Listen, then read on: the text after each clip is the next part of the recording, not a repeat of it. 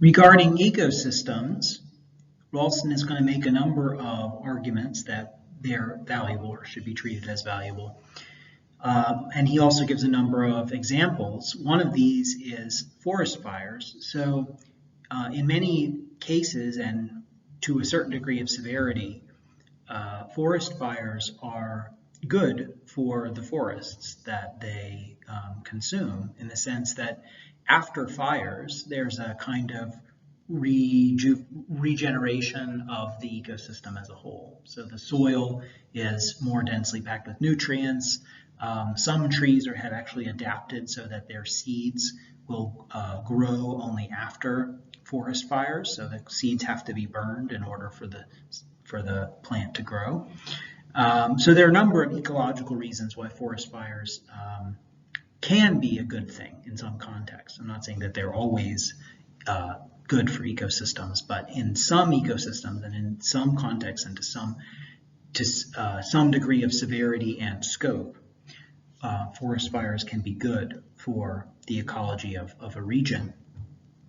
And so this is an example for Rolston because obviously forest fires destroy many individual organisms, right? So they destroy many trees, they kill many trees, they kill, many animals won't make it out of the fire in time.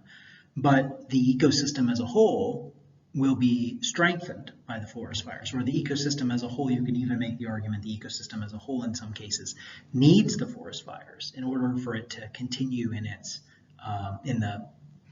in some sense the form that it has taken over a long period of time. For it's a kind of part of an ecosystem cycle that should arguably be accepted and seen as an important part of how and why that ecosystem can remain, can have the features that it does as the ecosystem that it is.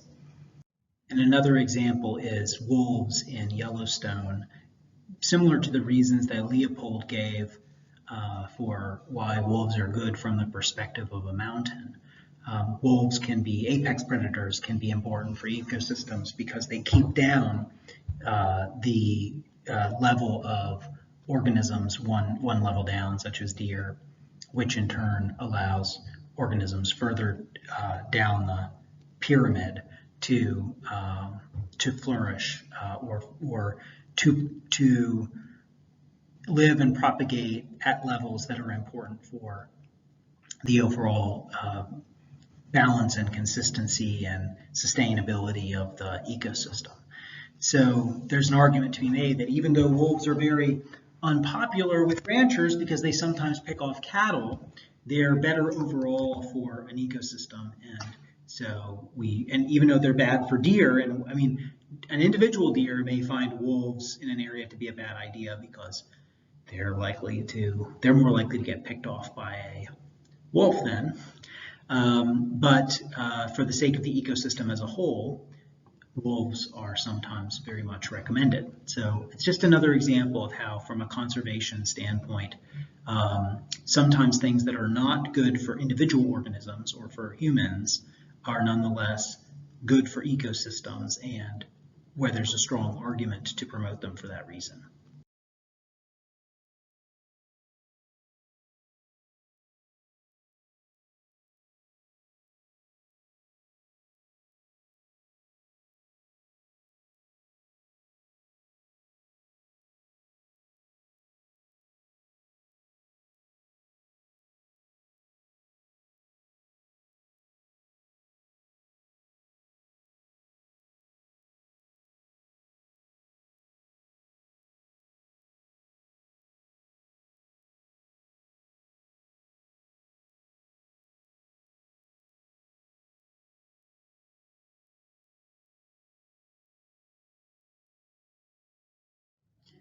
So early in this section, Rolston offers a few anthropocentric reasons, namely that humans depend on ecosystems and humans find ecosystems beautiful.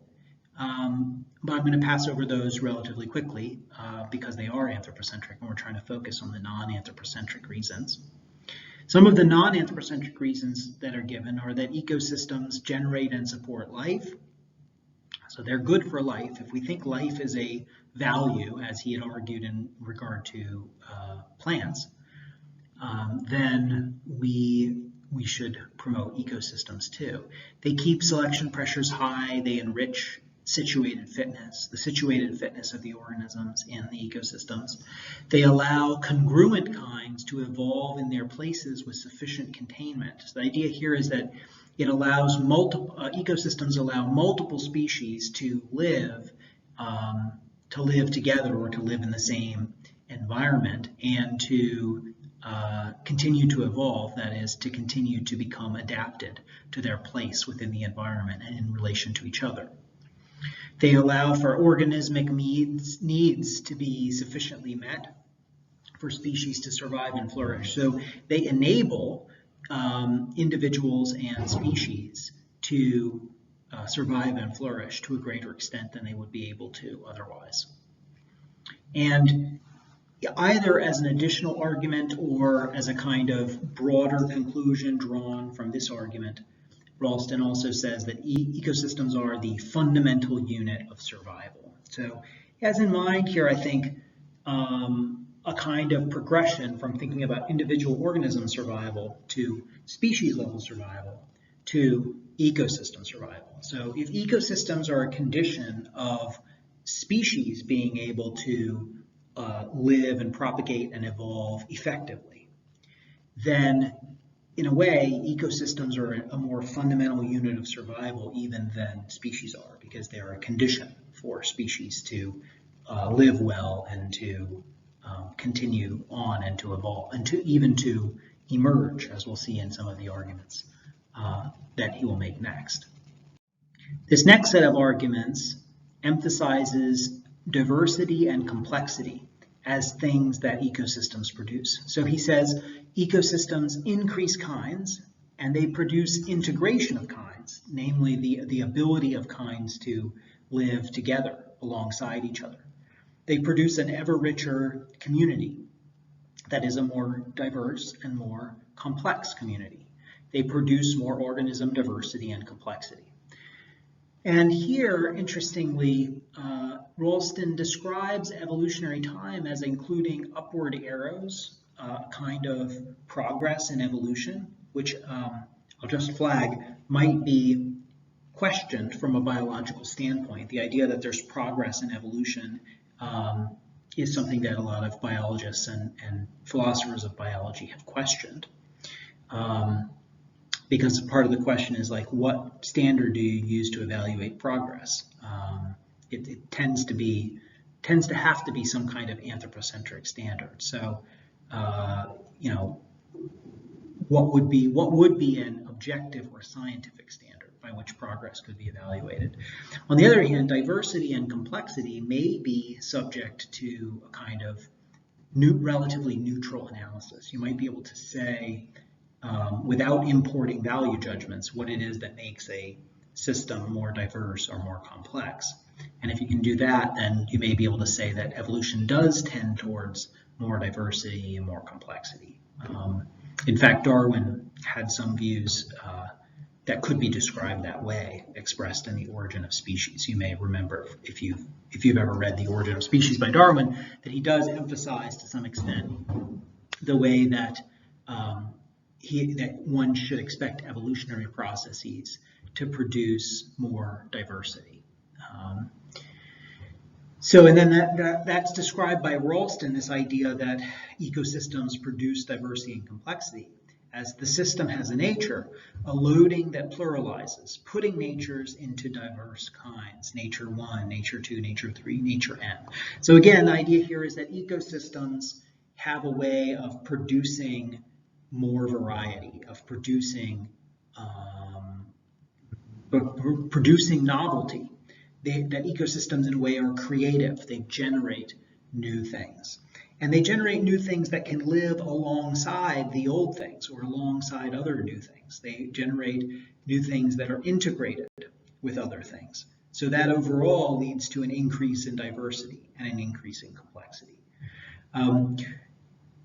So yeah, that's this set of arguments.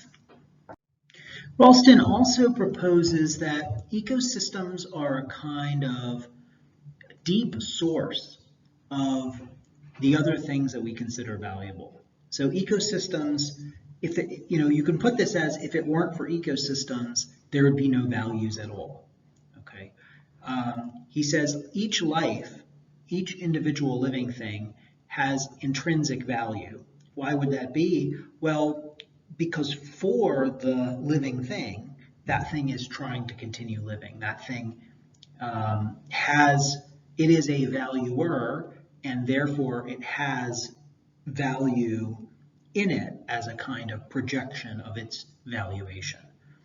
Each life has intrinsic value, and it doesn't mean that there aren't cases where it might make sense to compromise or sacrifice that value for the sake of something else. It's just to say that without some